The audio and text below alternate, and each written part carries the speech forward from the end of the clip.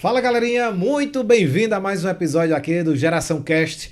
Hoje vamos receber um convidado de peso, não só aqui na beleza, não só no talento, mas também aqui um cara que já fez mil coisas e dá para nos ensinar muitas coisas. Mas eu acredito que hoje a coluna vertebral vai ser mercado financeiro e um pouquinho das atualidades políticas. Afinal, estamos a poucos dias das eleições. Recebam Felipe Mota. E aí, Felipe? Opa, muito obrigado pelo convite, Pex. Fico muito honrado em participar aqui do Geração Cast, falar um pouquinho da minha história.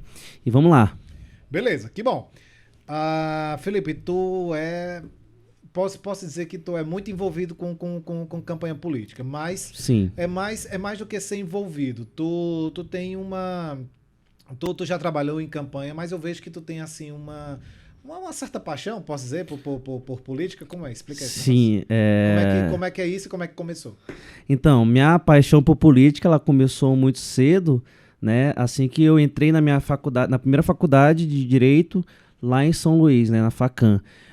Eu comecei a me apaixonar por política a partir do momento que eu comecei a integrar o diretório acadêmico do curso de Direito, né? Então, lutando ali por algumas melhorias na faculdade, reivindicando alguns direitos dos alunos, que era previsto em contrato e não tinha. E aí eu e um grande amigo meu, queria até mandar um abraço para ele agora, Diego Maranhão, grande advogado lá de São Luís, fomos nós que encabeçamos aí nessa época a questão de diretório, né? Do diretório acadêmico na faculdade. E daí veio a minha paixão por política, propriamente dita, né? Comecei a trabalhar com campanhas de juventude em alguns partidos lá do Maranhão. E aí surgiu essa paixão. Comecei também a trabalhar no meu bairro, fazendo ações solidárias.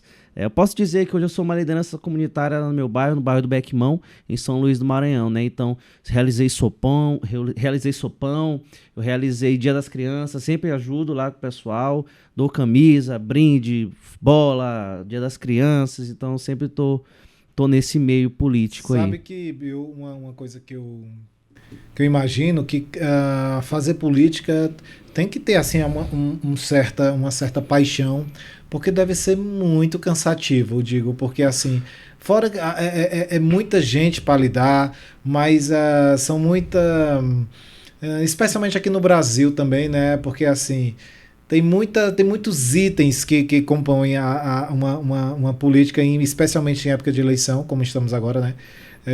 Então, é meio que você tem que lidar com várias situações, muitas delas que aborrece bastante. Sim.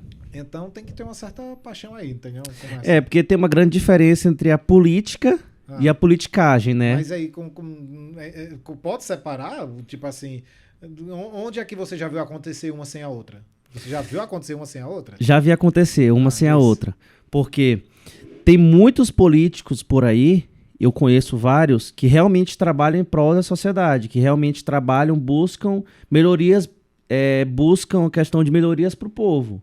Então, mas eu perguntei, né? Não assim, tem como você separar no sentido de, digamos, né, que tem esse que trabalha nesse sentido, certo. Mas o adversário dele não. E o adversário dele tá sempre colocando ali armadilhas, então, apesar dele não estar com politicagem, mas tá inserido na campanha. Tá inserido no meio. Ele tem que ficar desviando disso. Exatamente, né? Em relação a isso, sim. Em relação a isso, sim, né?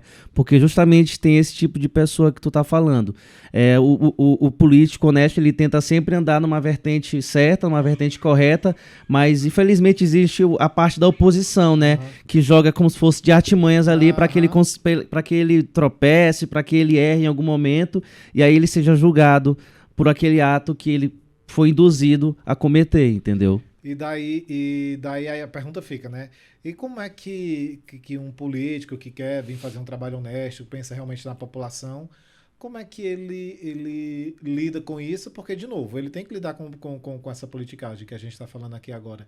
Isso deve, assim, aborrecer a pessoa, né, de um nível, porque, assim, a pessoa está lá tentando fazer um trabalho competente, honesto, e daí tem que ficar lidando dessas armadilhas. A gente tem o grande exemplo aí no Brasil, que é o Ratinho, né? O Ratinho tentou entrar na política, entrou na política, mas ele viu que naquele meio era um meio muito corruptível.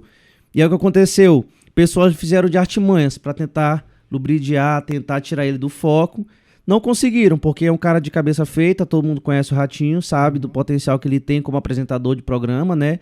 Mas ele simplesmente saiu da política. Por quê? Porque ele teve um certo momento que ele pensou, nossa, não, acho que não é por aqui que eu posso ajudar as pessoas. Eu posso ajudar as pessoas através de outros meios, não propriamente pela política, né? Então a gente tem esse exemplo aí, né, do Ratinho, que tentou entrar na política, entrou na política, mas pelo meio ali, que é um meio que eu te falo, que é um meio que é muito... Como é que eu posso falar a palavra aqui? É um meio um pouco sujo. Acabou que ele tirou um pouco do brilho do olhar dele, né? Então ele falou, tipo assim, eu já ouvi até uma entrevista dele, ele falou, tipo assim, pela política eu conseguiria ajudar muitas pessoas, mas fora da política eu também consigo, entendeu? Então pra que tá vivendo num meio tão sujo? Então pra que tá vivendo num meio tão sujo, se eu posso fazer de outras formas, né? E o que você, que esteve lá dentro, o que você tem a dizer sobre esse meio sujo? Ele também não tirou um pouquinho do teu brilho, não? Então, quando a gente tem paixão no que faz, a gente acaba... Eu fiquei um pouco cego por alguns tempos, né? Acredito que essa cegueira foi sendo curada com o passar do tempo, né? Porque eu já fui muito ludibriado dentro do meio político por pessoas que eu já apoiei e não me ajudaram em nenhum momento, né? Pessoas que eu levei dentro lá do meu bairro, dentro da minha comunidade, que é lá no Bequimão, e não me ajudaram de nenhuma forma.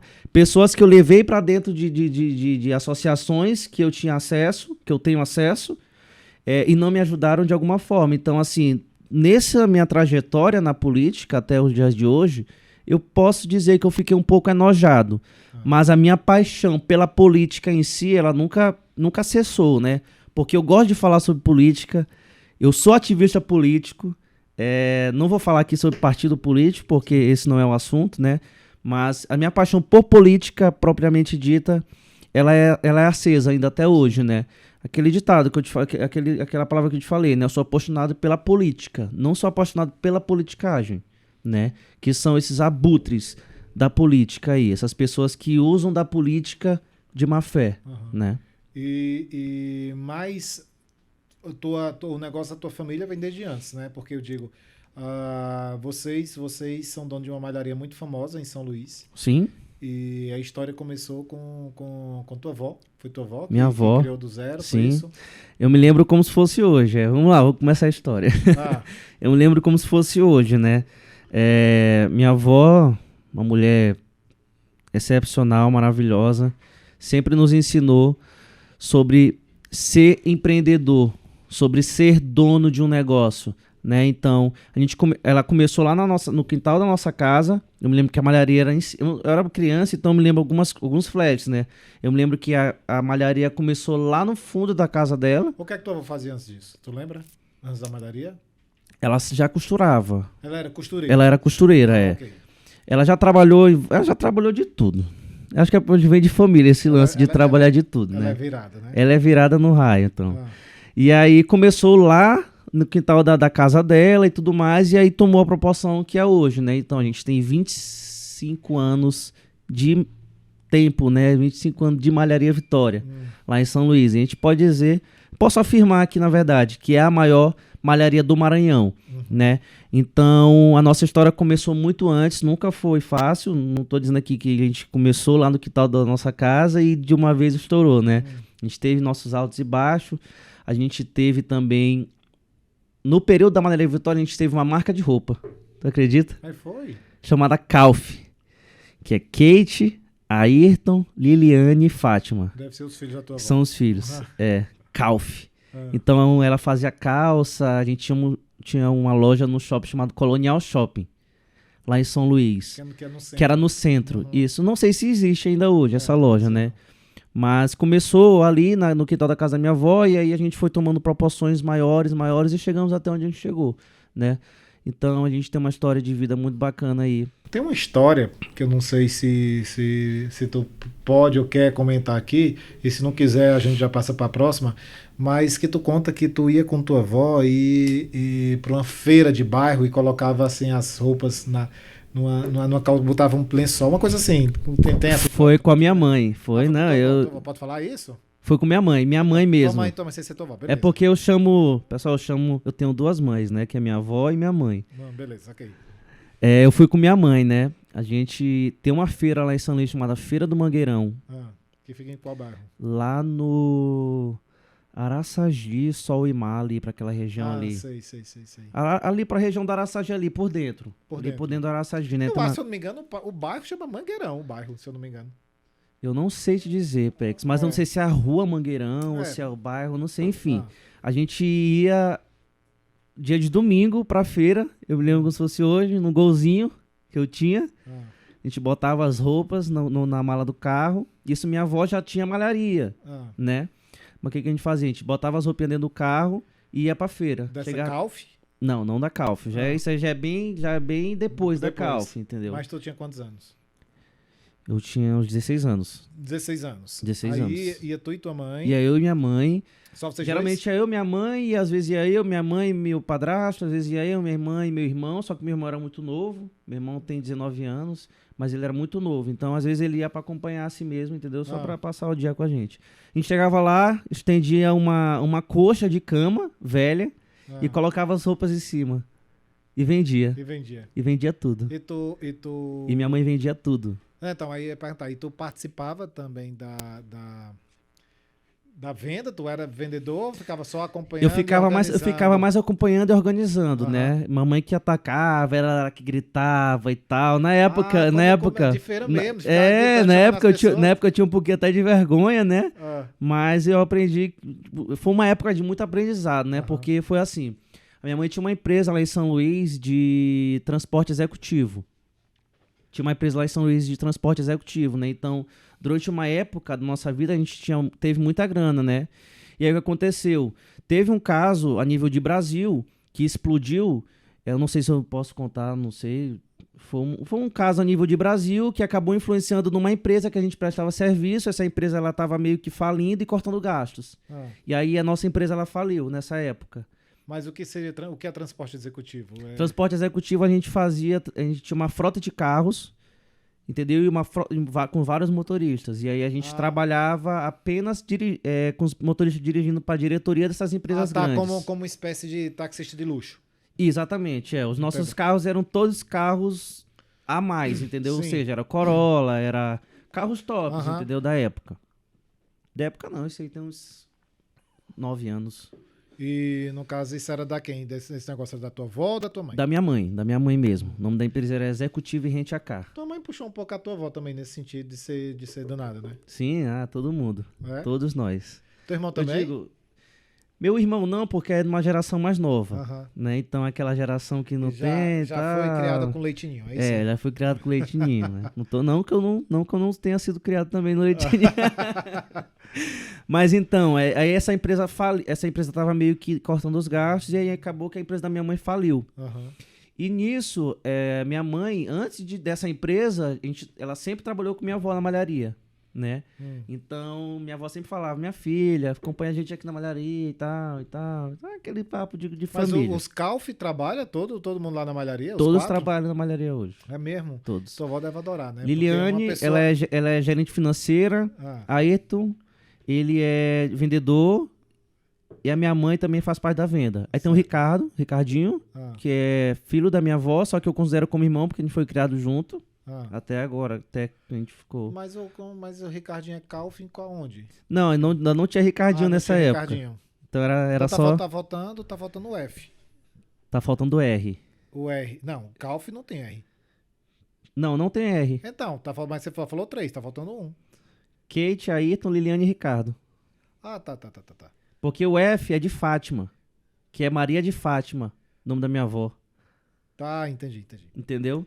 Então, acabou que teve tudo isso aí, e aí, quando nossa empresa faliu, a empresa da minha mãe faliu, a gente ficou meio que sem saber o que fazer, né? E na época, o orgulho grande, minha mãe acabou não querendo voltar pra malharia, né? Acabou não querendo voltar pra malharia. Apesar da tua avó querer de volta. Apesar da minha avó querer de volta, né? Mas a minha avó sempre, como boa empreendedora que é, de visão, que também tem, né? Ela sempre disse pra tomar cuidado e tudo mais. E aí, na época, teve alguns excessos, entendeu? Da parte da minha mãe. A gente morava num bairro bom lá em São Luís. Eu acho que nem tu sabe dessa parte da minha vida, dessa Não. história. A gente morava em bairro bom em São Luís. A gente tinha 10 carros na garagem. E aí acabou que fechou a empresa. Quebrou tudo. Gastos exacerbados com coisas desnecessárias. Qual bairro que era? A gente morava lá no Alto do Calhau. Uhum. A gente morava no Alto do Calhau. Uhum. E aí, gastos exacerbados com coisas desnecessárias. E na hora do aperto, a gente não tinha capital para pagar os parceiros, os motoristas, né? Mas minha mãe, como uma boa pagadora, uma mulher honrada que é, a gente ficou sem dinheiro, quebrou a empresa, mas a gente pagou todos os nossos colaboradores. Eu fico Entendeu? pensando, tua mãe tentou, assim, várias coisas. Certo que empreender no Brasil é dificílimo, mas... E tua avó, que começou com essa malharia, ela sempre só quis ter malharia, ela não quis ir para outras vertentes também, não? Minha avó, ela é Somada? veterinária de formação, ela é formada na UFMA. É mesmo? Minha avó é veterinária. Mas exerceu? Não. Então, ela começou a exercer na época e tal, mas aí não deu muito certo, né? É. A gente até brinca assim, a gente até brinca que ela é veterinária, né? Veterinária, medicina veterinária. E aí, às vezes, ela quer cuidar de humano, né? Então, eu falo, mãe, a senhora é formada em veterinária, a senhora não é formada em medicina pra gente. Então, fique de boa aí. Se bem que tem muito humano que é verdadeiro cavalo, né? É verdade. Voltando ao assunto da feira, só pra me terminar. Aí acabou a empresa, tudo mais, faliu a empresa, o que aconteceu? Mamãe ficou sem expectativa de nada e a única coisa que a gente tinha era vender, que a gente sabia era vender. Então minha mãe teve essa alternativa. Ah, tá. O negócio da feira lá no Mangueirão foi depois dos carros. Depois que a gente faliu, nós ficamos pobres. Voltamos a morar no Bequimão, na nossa casa antiga. Tipo, começamos do zero. Bacana. E aí, em qual momento o orgulho da tua mãe desceu e tua mãe voltou pra dentro da malharia? Qual então, momento? Quanto tempo depois? Eu acho que foi... Não demorou muito, não. Não demorou muito, não. A gente viu que a gente tava precisando realmente, entendeu? De voltar a trabalhar com minha avó, né? E aí minha mãe voltou a trabalhar lá com ela, tudo numa boa, né? Minha avó ajudou muito a gente nesse momento. Foi uma das pessoas que mais ajudaram a gente, mais nos apoiou nesse momento. Falava, né? Como toda e qualquer mãe. Ó, te avisei. Eu parar de comprar carro. Avisei pra galera gastar dinheiro. Mas ajudou a gente, entendeu? Ajudou muito a gente. Tu falou dos excessos. Os excessos que tua mãe cometeu foi um excesso na área do empreendedorismo, eu digo assim, vamos lá, tem dois excessos. Ela querendo expandir o negócio, investindo muito em carro, em estrutura, ou excesso também de viver como a rainha? Como até é que foi? que não, Pex. O nosso excesso era realmente investindo em estrutura, né? Porque fora esse serviço serviço executivo que a gente fazia serviço executivo de casamento. A gente tinha um carro bacana que a gente fazia casamentos com esse carro, entendeu? Então, a gente sempre estava buscando comprar mais carros. A gente tinha L200, tivemos uma Hilux, tivemos vários carros na época que eram carrões, entendeu? Justamente para suprir essa necessidade desses outros trampos. Que a gente não queria ficar à mercê na época das locadoras, que era muito mais caro, entendeu? Então, ela acabou fazendo esses excessos. Quando eu falo esses excessos, não é nem questão de viagem, porque, por incrível que pareça, a gente tinha muita grana, mas a gente nunca usufruiu desse dinheiro para uma viagem, para um negócio assim. Para o pessoal. Foi mais investido no business mesmo. Tudo né? investido no business. Foi falta realmente de gestão. Gestão, né? Foi falta de gestão. A gente sempre fala aqui, né, no ecossistema sobre projeto, gestão e vendas. Então, às vezes o projeto era maravilhoso, né? E não sei se deveria ter, né, uma boa equipe ali para vendas, eu digo tua mãe e mais alguém vendendo, mas se não tem uma gestão no meio, né, que una uma coisa a outra, é sempre um problema, Um dado momento tu começou tu também deve ter ido lá trabalhar, né, dentro da malharia. Eu trabalhei tanto com a minha mãe na Executive, eu trabalhava com ela na parte financeira.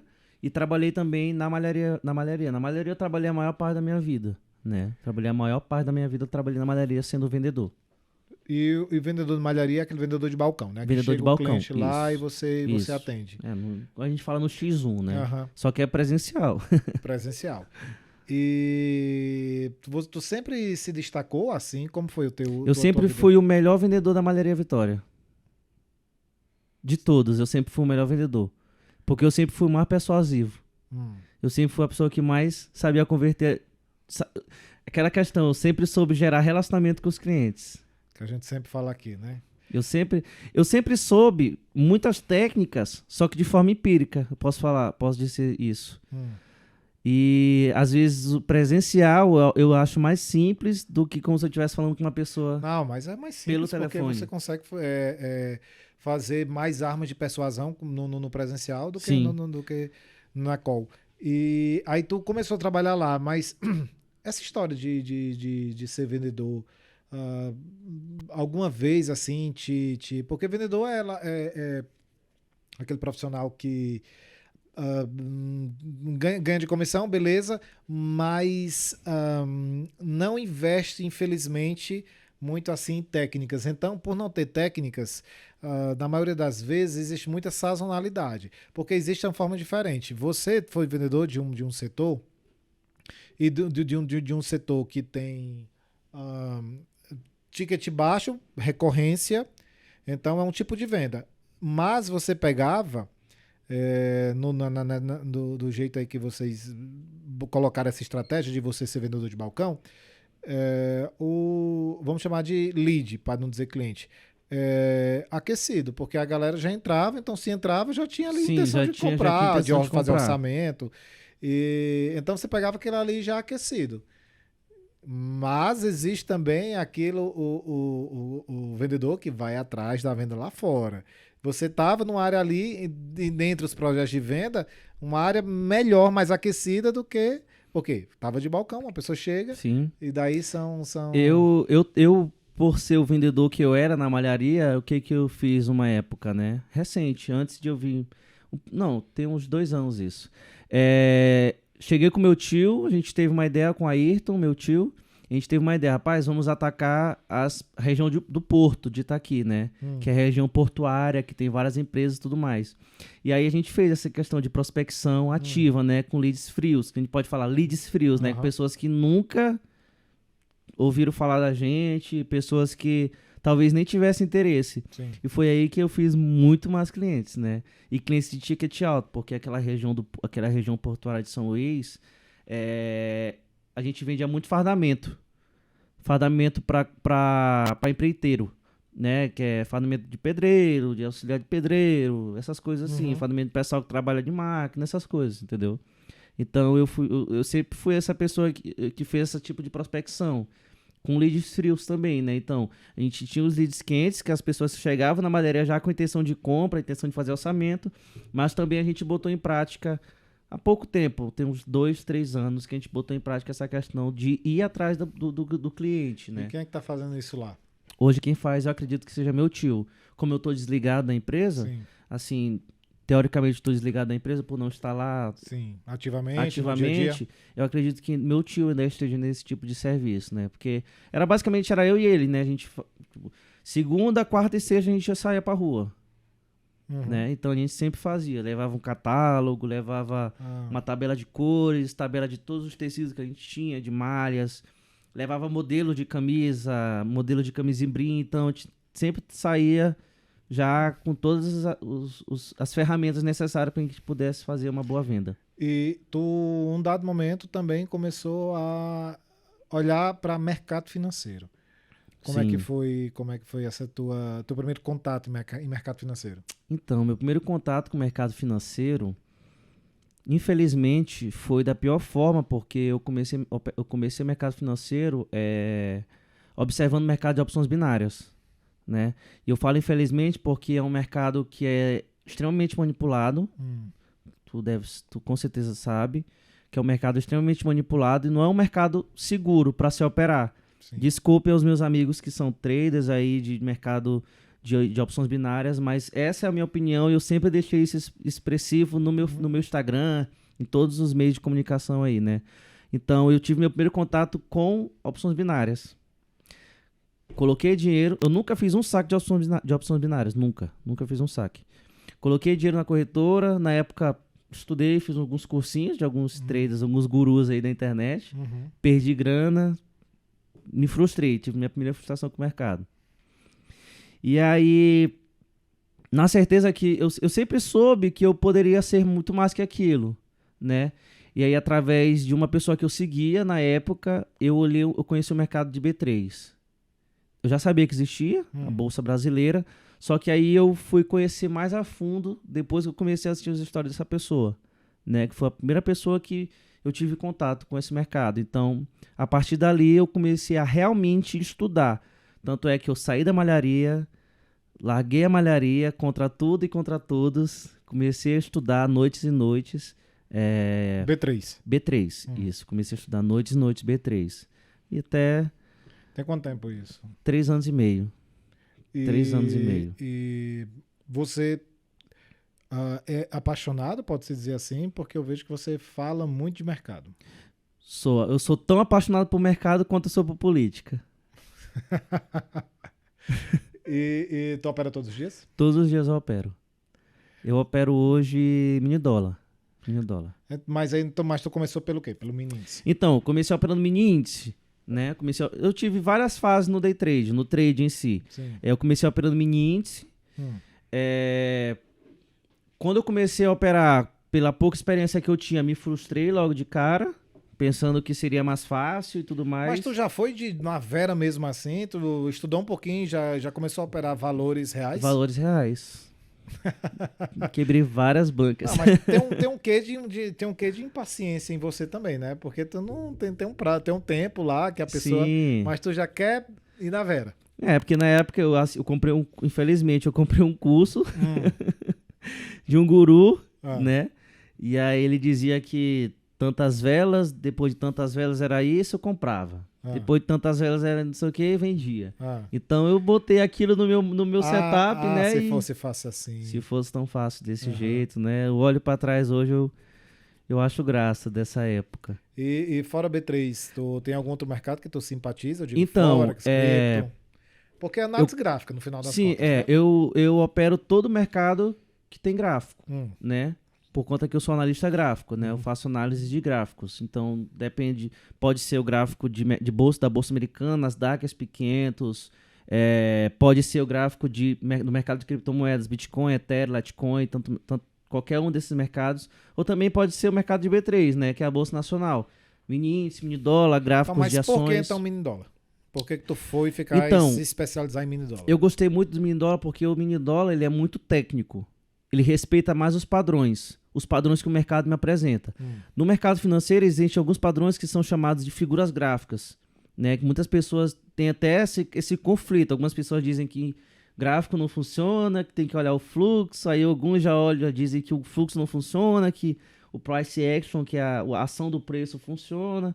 Mas assim, eu comecei a estudar a questão de figuras gráficas, né? Topo duplo, fundo duplo, ombro, cabeça, ombro invertido, bandeira de alta, flâmula. Então, eu comecei operando esse tipo de figura gráfica, né? Então, eu escolhi mais o mini dólar porque o mini dólar ele respeita mais esses padrões. O mini índice, como ele é um mercado que ele é muito levado, não que o dólar não seja, mas é um mercado que ele é muito levado pelas notícias, né? E os fenômenos que acontecem durante o dia... ele deixa de ser um pouco técnico, né? Porque ele não acaba não respeitando os padrões. Às vezes o que acontece? A gente vê uma eminente bandeira de alta se formando no gráfico do mini índice. Aí às vezes, do nada, tem uma notícia, tem um fenômeno, tem alguma coisa que aconteceu no mundo, descaracteriza toda aquela análise que a gente fez. Então, o mini dólar ele é mais técnico por conta disso, dele respeitar esse tipo de padrão, né? Só que hoje, no mini dólar, eu não consigo operar apenas o price action. Eu opero o price action, que é a ação do preço, que todo mundo conhece aí, com análise técnica clássica, que eu uso alguns setups de análise... Mas de olho em notícia também, né? De olho em notícia, porque é o seguinte... Hoje eu opero o dólar basicamente de olho nas notícias, de olho no macroeconômico, né? Eu, além de analista gráfico, eu posso me considerar especialista em análise fundamentalista de ativos, né? Comecei lá atrás fazendo análise fundamentalista de balancetes de Petrobras, de Vale, porque na época eu só fazia swing trade, né? Quando eu comecei no day trade, Perdi grana no day trade, falei, rapaz, eu vou ficar agora só no swing, porque é mais tranquilo. Não vou gastar muito dinheiro. E aí, para fazer swing trade, não necessariamente eu precisaria entender apenas sobre gráfico, né? Precisaria entender dos fundamentos daquela empresa. Então, eu comecei a estudar muito essa questão de análise fundamentalista de ativos, juntamente com macroeconomia, que é a junção que eu uso para operar dólar hoje. Então, esse é o motivo que hoje eu opero mini dólar. Tem quanto tempo que tu tá nessa conjectura? Tu está analisando dessa maneira? Já tem quanto tempo que você tá assim? Tem exatos um ano e meio. Um ano e meio. Tem um ano e meio, já tem um tempo. Tem um então tempo. você já...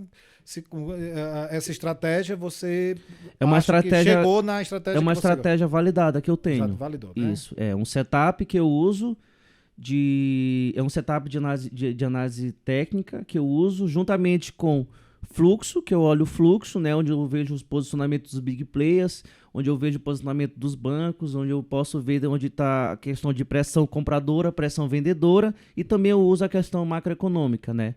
Tanto é que o pessoal às vezes ri e muita gente me chama de doido, mas eu gosto de operar notícias.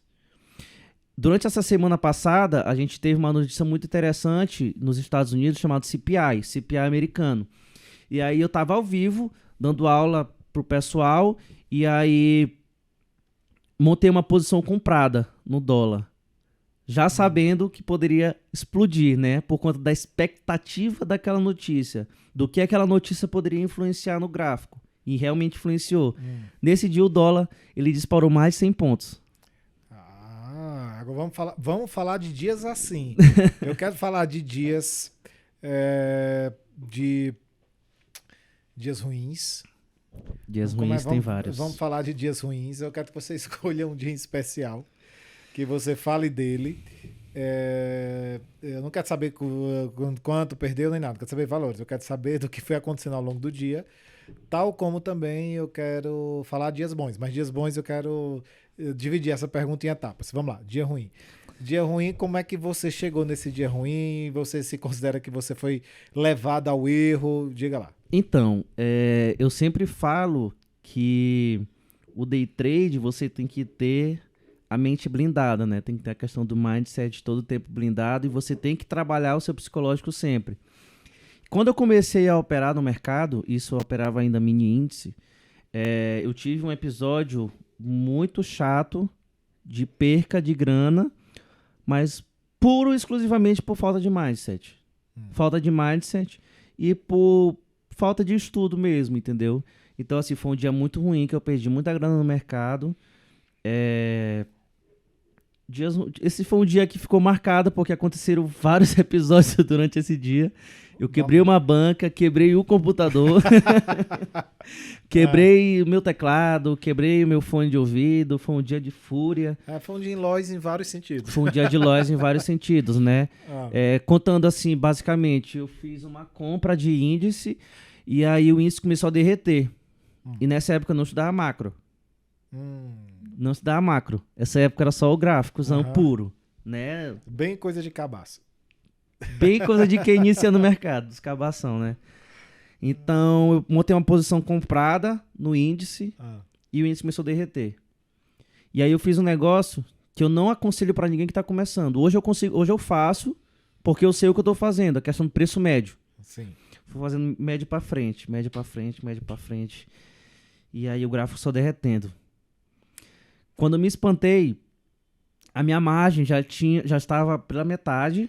A margem, pessoal, para quem não sabe, é o valor que você tem disponibilizado numa corretora, né? Então a minha margem ela já estava já pela metade. E eu falei, cara, não é possível que essa peste vai derreter até... E eu comecei a meter mais preço médio, metendo mais contrato. Sei que no final de tudo eu me espantei, eu já tinha sido estopado pela corretora por conta da falta de margem. Fiquei devido à corretora. Porque nessa época, o mini índice, tu podia operar mais alavancado, né? Hoje em dia, não. Hoje em dia, para você operar um contrato de mini dólar, você tem que ter 150 de banca. E para você operar um contrato de mini índice, você tem que ter 100 reais de banca. Antigamente, não. Se tivesse 1.500 reais de banca, você conseguiria operar muito alavancado. 1.500 reais de banca é muito alavancado. E aí, nessa época, eu caí nessa besteira, né? De operar muito alavancado, né? Porque tem um quê de ganância também, né? Tem um quê de ganância, exatamente. Eu imaginava o seguinte, eu falei, cara, Os outros dias eu estava totalmente positivo, nos outros dias, ou seja, num dia só eu entreguei todo o lucro do mês. E a banca?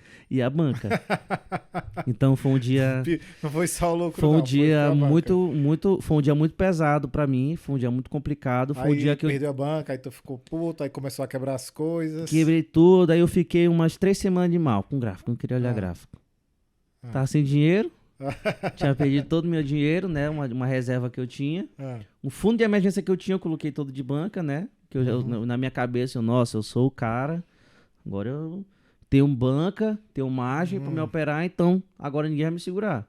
Mas é totalmente ao contrário disso, né?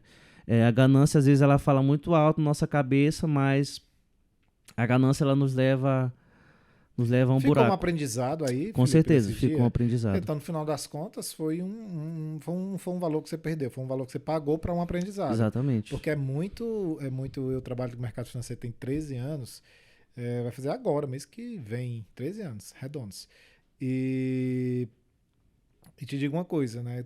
Tem aprendizados que você não consegue aprender simplesmente por alguém lhe contando uma história, dizendo não faça isso. Tem algumas coisas que parece que é necessário você passar. Porque depois que você passa, meu irmãozinho, aquele aprendizado fica na tua alma de um nível. E nessa época eu não tinha uma coisa que é extremamente necessário e quem diz ao contrário é um pilantra, que é a questão de gerenciamento de risco. Você precisa ter um gerenciamento de risco para você poder ter um bom planejamento de trade. Porque não faz sentido você não ter um gerenciamento de risco, você entrar de qualquer jeito no mercado, você achar que você é o cara do mercado, quando na verdade não é. O mercado, ele todas as vezes, ele é soberano sobre a gente. Sim. Às vezes tem gente que fala, nossa, esse papinho de mercado é soberano é para quem toma muito loss. Não necessariamente. O mercado, ele realmente é soberano. Até para aquelas pessoas que operam consistentemente, como hoje eu opero com consistência. Uhum. Tem semanas que eu saio totalmente positivo, mas tem dias que o mercado realmente vai contra as minhas análises, eu não entro preparado mesmo para o mercado e o mercado acaba. Mas tudo isso dentro do gerenciamento e também hoje no mindset totalmente mudado, né? Totalmente preparado para isso. Meu mindset hoje ele é preparado totalmente para ganhos quanto para percas, né? Então, quando eu ganho bastante, eu sei o momento que eu paro, porque eu tenho uma meta. Sim. Eu tenho uma meta para bater, ou seja, eu bati aquela meta, eu parei. Eu também tenho uma meta para perca. Não é o que aconteceu com o Felipe lá de trás, né? Que não tinha uma meta nem para ganhar, nem uma meta para perder. Ou seja, para perder... Era a banca. Era a banca. Então, serviu de aprendizado. Esse momento em específico serviu de aprendizado, porque foi uma época muito pesada, que depois que aconteceu isso, desencadearam muitas outras coisas ruins na minha vida, em questão do meu relacionamento também com minha esposa, questão da minha família. Tu já era casado? Já era casado. Eu já era casado, já. E agora fala um dia bom. Diga um dia bom naquele dia que você disse assim, eita, hoje... Então, relacionado a trade e amor, né? Beleza, que pode ser. Teve Vamos botar a mão nesse meio aqui. Vamos teve botar a um mão nessa dia conversa. que foi aniversário da minha esposa. E aí, nesse dia, eu fiz um dos dias, eu tive a maior boletada que eu dei na minha vida. Foi esse mesmo? dia. No dia do aniversário dela? Foi no dia do aniversário dela. Eu me lembro como se fosse a gente foi jantar no restaurante do amigo meu, Amo Vinho, lá em São Luís. Deve conhecer. Restaurante muito bom lá em São Luís. E ela tava louca pra ir lá, né? E aí, nesse dia foi o dia que eu dei a maior boletada no mercado de Forex. Aí tu comprou um presente especial? Comprei um presente especial, fiz todo aquele negócio, né? Esse dia bom foi bem depois, foi bem além do dia ruim, né? Bem além do dia ruim, Eu já tinha já o mindset preparado, eu já ensinava outras pessoas, entendeu? Uhum. Então, eu já dei aulas de trade presencial. Eu tinha sociedade com uma pessoa lá em São Luís, que lá nesse escritório a gente dava aulas, mentorias presenciais, então eu operava ao vivo com os alunos do mercado de Forex, né? Porque mercado B3 você não pode operar ao vivo em conta real. Sim, sim. Mas o mercado de Forex, né, que é o mercado que não é regulamentado no Brasil, eu operava ao vivo com os alunos. Então, nesse dia a gente aproveitou algumas oportunidades do macro, que eu já operava olhando macroeconomia. Então a gente teve várias oportunidades desse dia do contexto macroeconômico e eu joguei dentro do gráfico. E na época eu nem operava tão alavancado, eu tava operando acho que com 2 lotes de Forex. Então foi um dia que eu fiz muita grana e no Forex, né, você ganha em dólar. Então foi-se embora. Foi embora. Quando tu diz assim, o mercado, o mercado ele é soberano. E é, sempre. Mas o mercado sendo soberano, como é, isso por outro lado, também te estimula a cada vez você ser um trader melhor e buscando mais conhecimento, porque você falou muito aí dos gurus. Ok, maravilha. Mas tem muitos professores maravilhosos aí também que você deve assistir e essas pessoas devem te inspirar, te guiar, te ensinar. Eu tenho um ritual que todos os dias eu te perguntar do teu ritual de estudo. De estudo, de trade, né? Sim. Todos os dias eu assisto o Morning Call do... Pode falar? Pode, lógico. Eu assisto o Morning Call do Ogro de Wall Street, que para mim é uma das maiores referências quando se fala em contexto macroeconômico e contexto gráfico também, porque ele é um monstro do gráfico e é um monstro da macroeconomia. Todos os dias. Todos os dias eu fala da rotina, que horas você assiste, porque você dá aula também todos os dias, isso, né? De análise gráfica. Isso, análise gráfica. Ok. Geralmente, 8h30 já tem um Pablo Spy, que eu já assisto, 5 minutinhos, eu já assisto, Sim. Ele passa um panorama básico do que é o mercado, e 8h30 começa o Ogro de Wall Street, que é o André Machado.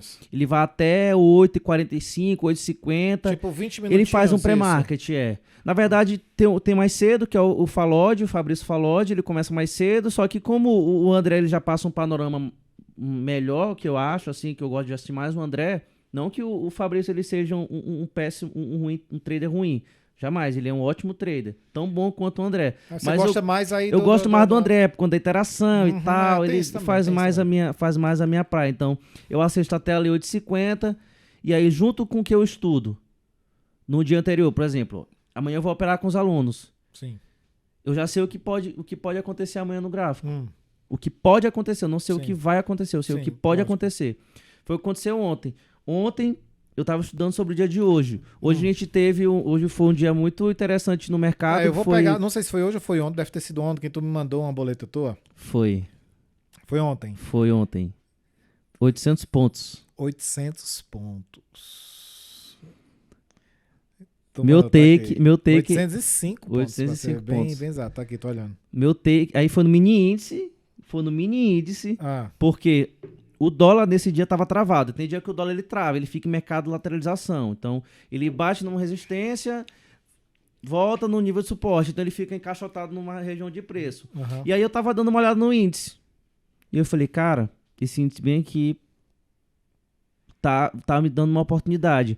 E aí, eu usei uma análise muito simples, que às vezes o simples funciona no gráfico. Sim. Rompimento de canal de baixa. O gráfico ele estava vindo de uma tendência de baixa. E aí eu vi no gráfico de 60 minutos um pequeno pivô de alta. Eu falei, cara, aqui pode ter uma oportunidade de compra. E aí eu fiz a compra lá naquele momento. Eu botei meu stopzinho de 300 pontos, né? Geralmente o máximo de meu stop, porque o meu stop ele é técnico. Ou seja, meu stop no máximo é de 300 pontos. E aí ele veio, quase bateu no stop e voltou tudo. E foi tudo. Na mesma hora... Meu take estava em 1.000 pontos, ele bateu 965 pontos, mas não bateu meu take. E aí, como eu faço proteção, né? Eu já tinha colocado no 0 a 0, quando ele tinha me pago 500 pontos. Quando foi me pagar 600 pontos, eu joguei 100 pontinhos. E aí, quando eu vi que ele já estava nos 900, eu fui afunilando o preço. Aí tu foi lá até 800 pontos. Eu fui até 800 pontos, né? Então, foi um dia bom. Ontem foi um dia bacana. Foi um dia bacana, eu fiz ao vivo com a galera lá na sala. Isso é que é bacana, então. Mas aí tu falou que até 8h30, 8h50, tu tá lá assistindo essa galera que tu gosta de assistir. Aí tu começa a tua aula que horas?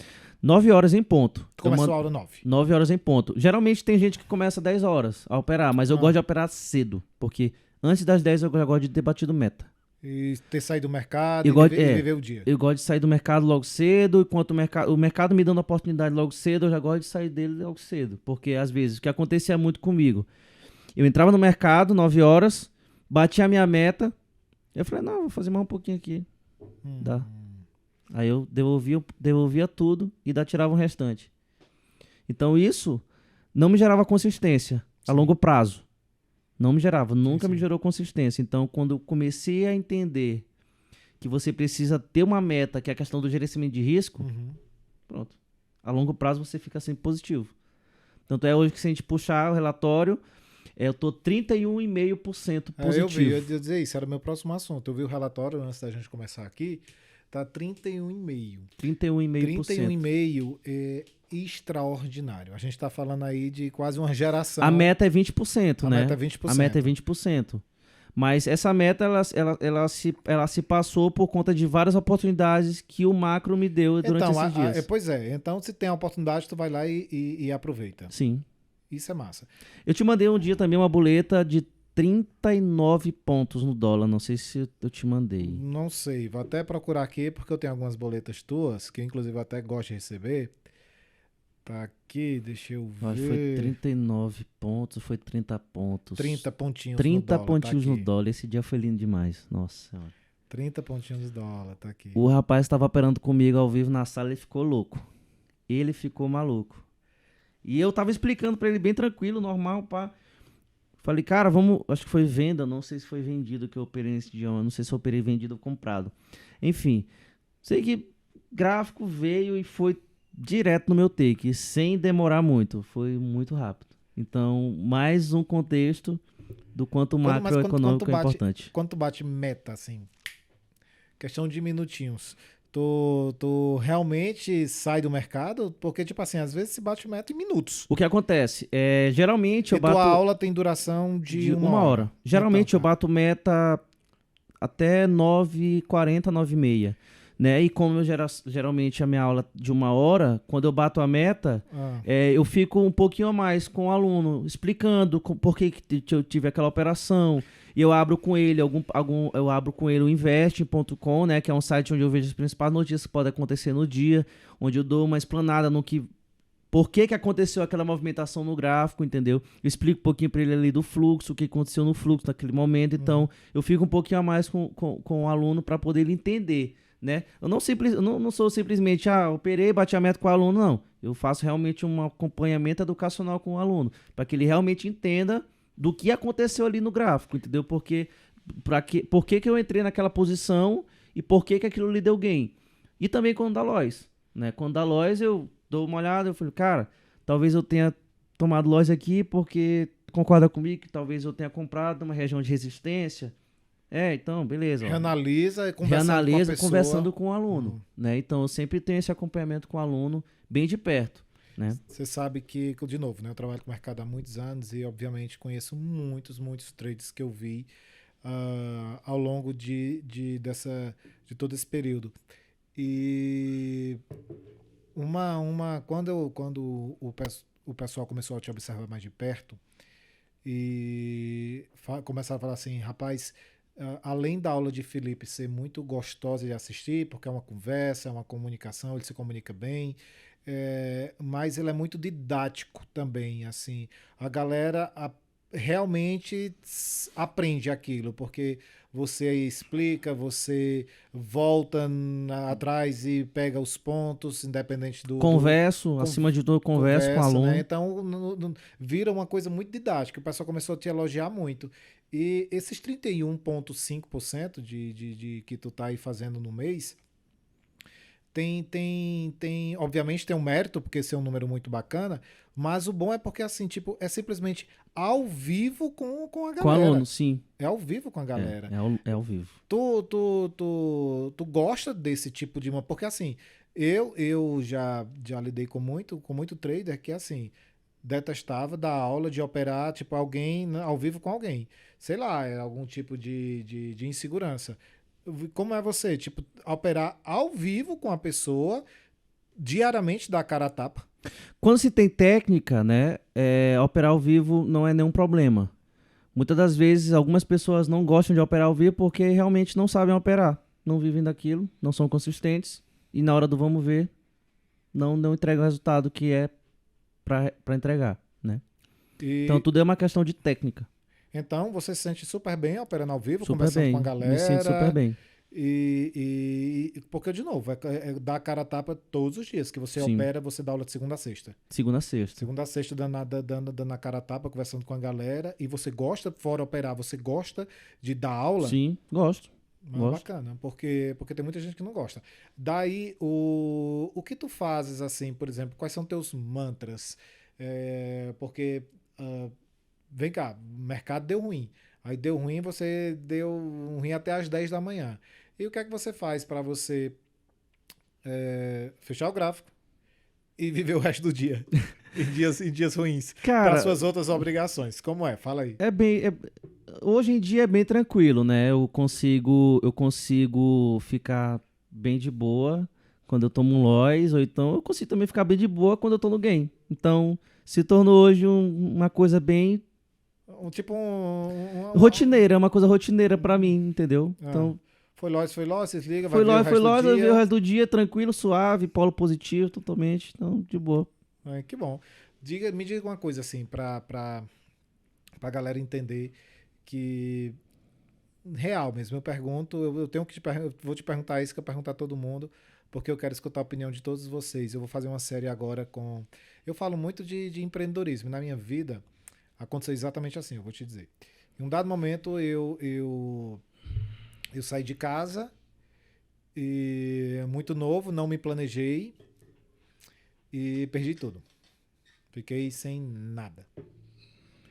Daí eu entrei na parte de vendas, tal como você. De vendas, imediatamente eu fui muito feliz, porque eu entendi que técnica era a primeira coisa que eu deveria investir em técnica. Então eu investi muito, comprei. Eu compro cursos, livros eu compro semanalmente. Eu acabei de comprar um livro. Aqui, lá na Amazon.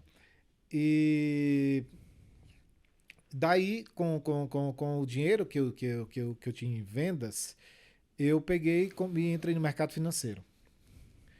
E desde o primeiro momento também dei muito certo no mercado financeiro. Óbvio que eu perdi também, mas Ganhou eu. mais que perdeu. Não, mas sem dúvida, ao longo dos anos, até porque assim, se teve uma coisa que eu equilibrei sempre, foi a parte da ganância. Eu nunca tive um dia de fúria ainda, apesar de obviamente, ter tido dias ruins, mas eu nunca tive um dia de fúria porque eu nunca fui além do que eu podia. Talvez esse dia aí você não tinha um mindset preparado e talvez você foi além do que você realmente pudesse. Sim. E quando eu digo pudesse, é um valor que realmente fosse fazer falta. E Entendeu? fez. Então, pois é isso que eu digo. Eu imaginei que sim, porque como você disse que disso aí desencadearam outras coisas desse Sim, dia, então eu imagino que foi um valor que realmente sim. fez Fez falta, muita falta. prejudicou outras coisas. Então, nunca tive isso comigo. Nunca tive isso comigo. Eu perdi aqueles valores, mas uns valores que eu poderia perder, e tanto é que lá na frente eu recuperei. É, a questão, então, aí com dinheiro de vendas, eu fui para o mercado financeiro para aquilo que nós no mercado falamos muito, que é uma máxima do mercado, que é sobre o poder da diversificação. E Sim, diversificação em todos os âmbitos, no mercado e em outras áreas também. sim, Então, nunca parei com vendas, porque eu amo vendas, você sabe disso. Vim para o mercado financeiro, construí empresa de mercado financeiro, e daí foi a subsequente com o empreendedorismo, que é o tripé do Triad X, né? Que é vendas, mercado financeiro e empreender. E daí fui para empresas, criar empresas, onde o que amei muito, comecei a estudar muito e virei um consultor de empresas.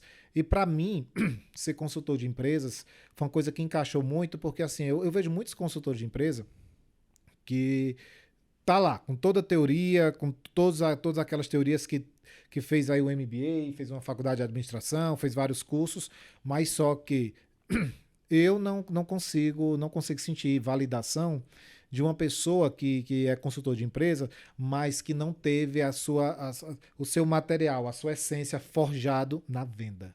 Porque no final das contas, vendas é o coração de toda empresa. sim, Então não tem como empreender se você não tiver de corpo e alma dentro de vendas. Porque sim, vendas é o coração. E ponto final, sim.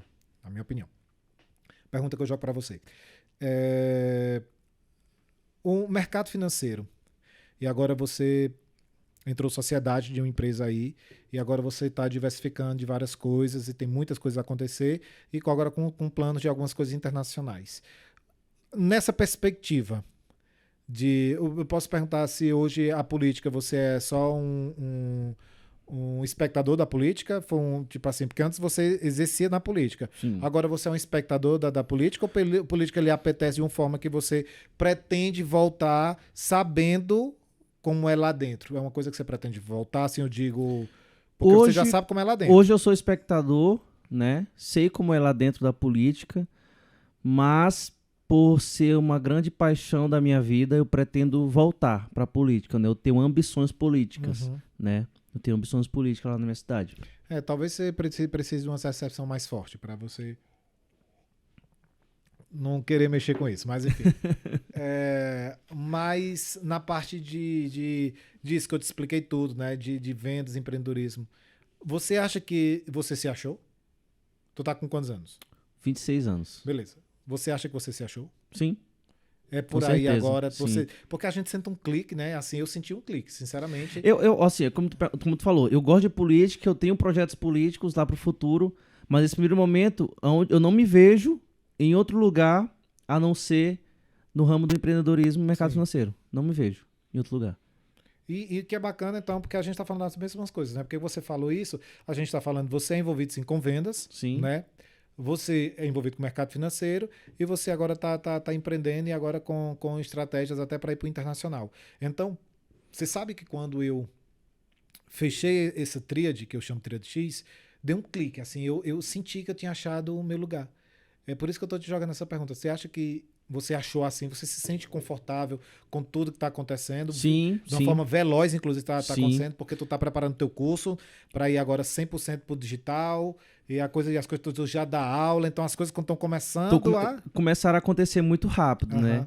Então ainda estou me acostumando e me readaptando a essa rotina, mas com certeza absoluta eu sinto que eu estou no lugar certo, com certeza.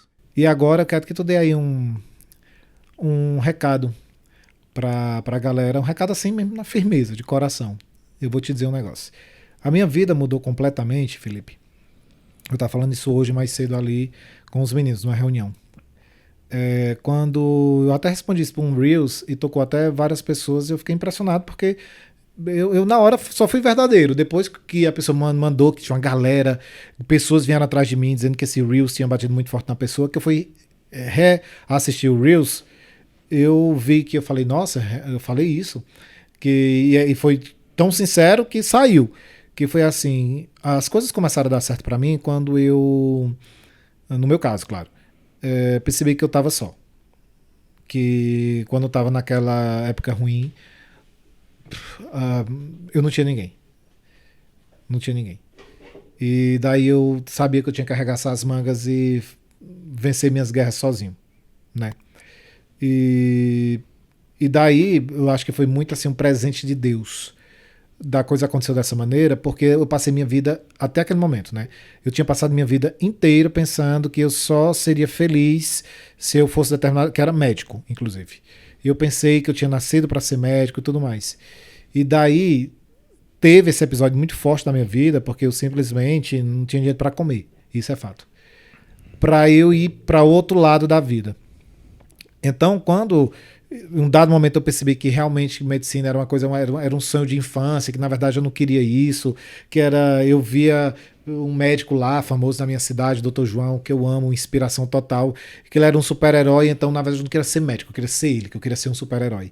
Mas vindo para o mundo real, quando eu fechei minha tríade, que eu passei por vendas, mercado financeiro, empreender, e hoje eu mexo com tudo isso, por coincidência está até o Xbot aqui, né, que é de mercado financeiro, eu senti um clique, eu falei, é isso, é exatamente isso, é isso que me completa, completamente, porque na fase do empreender ainda tem a fase da consultoria, das minhas palestras, e ontem dei meu treinamento, né, e no meu treinamento os feedbacks que assim a galera voluntariamente veio me dar o feedback, assim a galera me procurou, era meia-noite o pessoal mandando mensagens para mim, foi tão forte assim aquele feedback que eu Eu fiquei espantado. Então ali, quando eu fui dormir, quando eu deitei, era uma sensação assim, de realmente assim, 100% realizado. Cara, é isso que eu quero fazer pro resto da vida.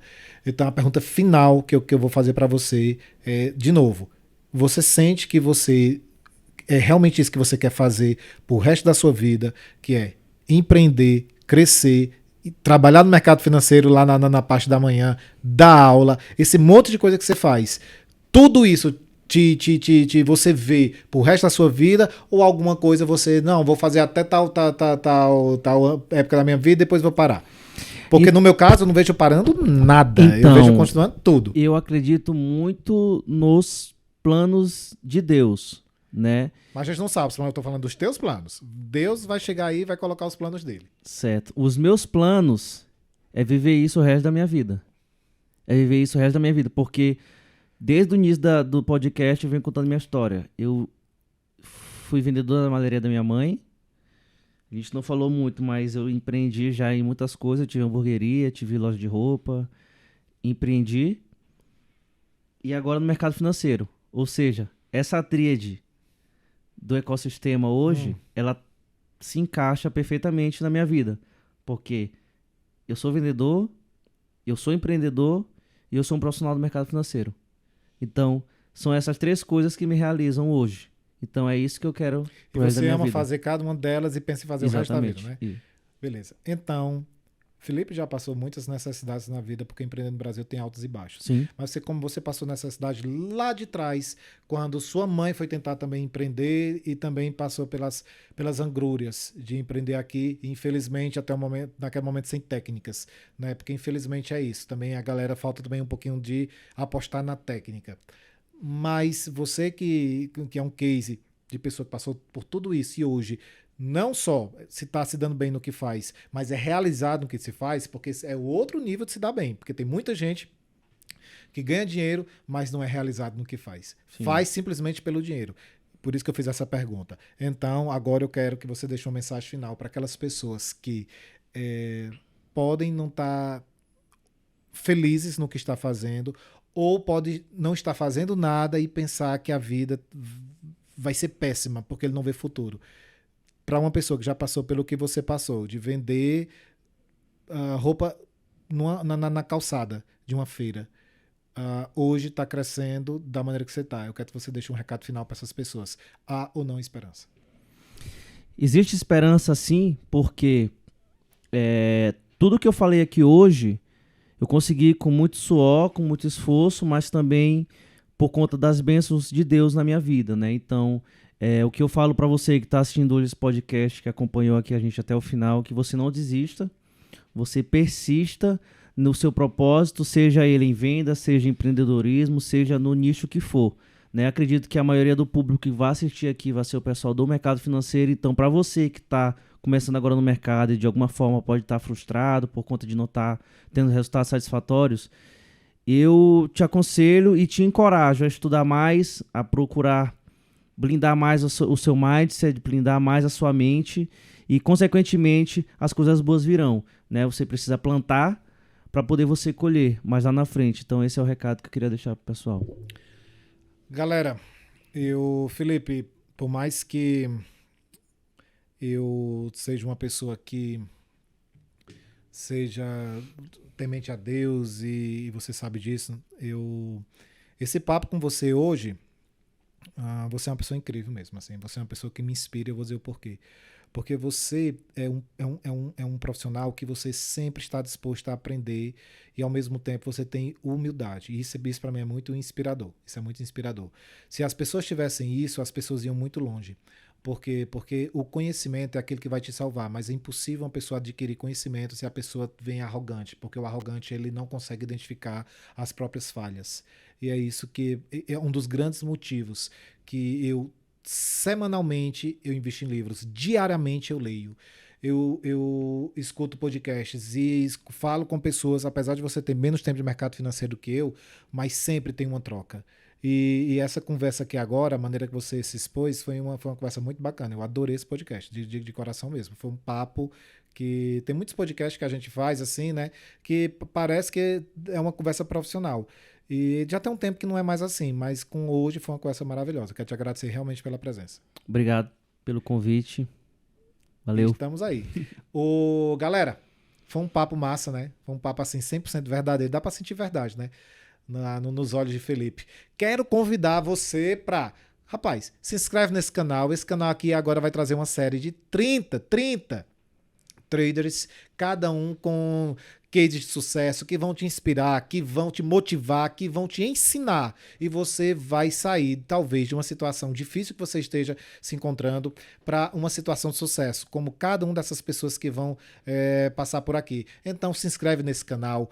Curte esse podcast, manda pros teus amigos. Cara, tem tanta gente precisando escutar assim, pessoas verdadeiras, né? Parece que o mundo tá tão fake hoje. Manda esse podcast para as pessoas. E eu quero que você deixe aqui o comentário qual foi a parte da história de Felipe que mais você se identificou, que mais te motivou, te emocionou. Deixa aqui que eu quero que a gente mantenha esse canal aberto. E a gente se vê aí nos próximos episódios que vai ao ar toda quarta-feira. Até lá. Valeu!